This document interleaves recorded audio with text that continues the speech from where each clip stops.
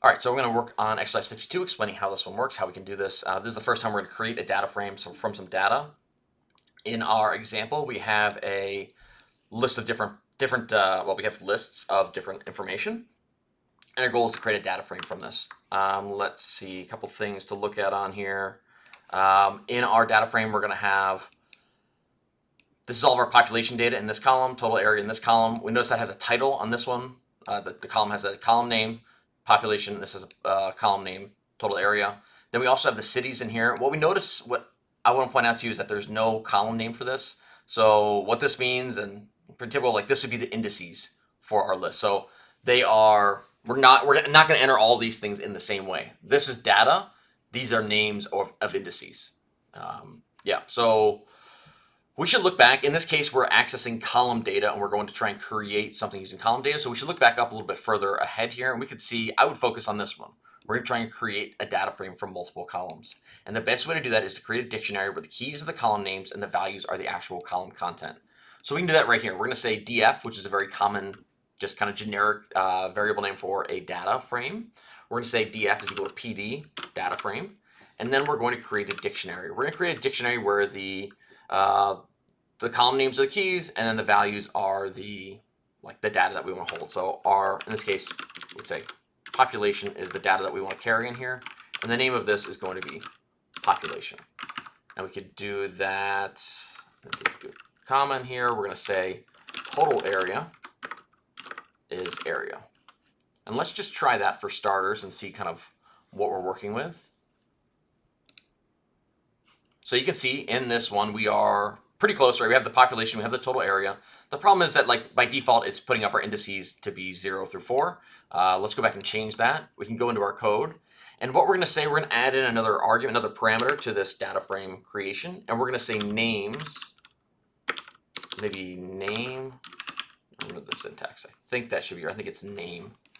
So we're going to say name is equal to cities. So collect the indices, basically collect the name of the indices from the cities. Let's try that. I think I got the right syntax for that. Let's see. Fingers crossed. Yeah, not names. Maybe it's index. No, I was thinking it would be names. There we go. So now we run this. Yeah, there we go. So now we have index was correct there. Just not thinking correctly. All right. All right. So that's pretty much it. The last thing we really have to do, we're printing this thing. If we just return this, return df, then when you go into your test and we run this, boom, we get our correct answer. Okay, so that's it for this one. Basics of creating a data frame. Okay, I thought I'd do a little bit more, so you can stop the video there. I just want to highlight a little bit more about kind of building into what we're going to do next, being able to access data. So in this case, I'm going to continue with cities. I'm going to return df, and then I'm going to say df is equal to cities. And then I just want to be able to, I want to show you the ways that we can access the data from here. So if we wanted to, let's go back to our original, just see kind of what are the contents of this when we run it. Okay, so we have this is our data frame, this is our kind of table. If we want to access just the population data from here, we could do something like, instead of print df, we could do print population. And what we're getting out of this object here is going to be a series, a single thing from if you take any element, either a row or a column from a data frame, it's going to be a series. And so that's what we're seeing here. This is a series. The name of this series is called population. It's storing integers, basically. And then in here, the indexes for this are going to be the names of the cities. And then this is going to be the data for it. So let's see. I wonder if we could kind of build on that a little bit. Since this is a series, I wonder if we could try this. I wonder if this would work. Because I want to get I want to go into the population. This should create a series. This should work. I'm trying out live. This should create a series, and then this should go in and collect the data for that single thing from that series, right? So this is the index. Helsinki is the index for this value. Okay, we're in the population, and we're narrowing it down to just Helsinki. Okay, so that's how we would access a column like this, and then we can access a cell within that column.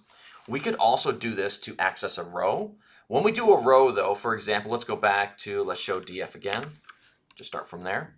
When we access a row here, say we want to access all the information about, I don't know, Helsinki is the only one I can pronounce, so we're going to go with Helsinki. If I want to access this, I'm going to use either iloc or loc. iloc is used to, if we want to find the precise, if we want to pass in the index, like I want to pass in index 0, I can use iloc. That's the kind of implicit, ooh, that's interesting. I wonder if I need to. That's not what I was expecting. Cast this into a list. I'll do loc. That's interesting. Let's try and go back to this. Let's try the loc one first. Let's put in loc, and we're going to say we could pass in, again, we have this data up here. We want to pass in the information about Helsinki. That's typically how we would do it. Oh, I think we should. Maybe that's what I messed up. We should be putting brackets in here. There we go. So we get the population, total area. So again, this is a series object. It is this row, the Helsinki row, turned into a kind of like a list, basically. A series. It's kind of like a list with just some extra features on it.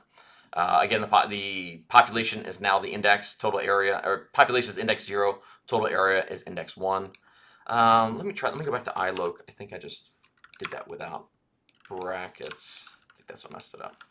Yeah, there we go. So again, iloc and loc are both ways of accessing rows. iloc is using the kind of, it's called implied location. It's like the kind of default 0, 1, 2, 3, 4 indexing style, whereas loc is using the actual names.